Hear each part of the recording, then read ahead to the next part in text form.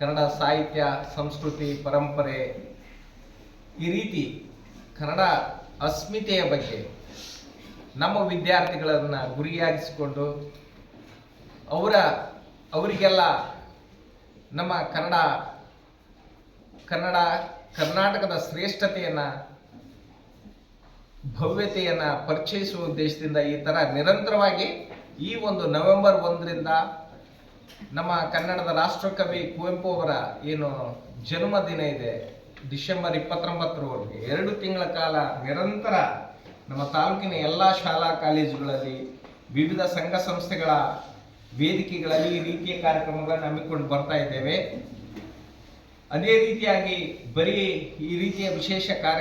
ಉಪನ್ಯಾಸ ಕಾರ್ಯಕ್ರಮಗಳಷ್ಟೇ ಅಲ್ಲ, ಪುಸ್ತಕಗಳ ಓದು ಹೊತ್ತಿಗೆ ಪುಸ್ತಕಾವಲೋಕನ,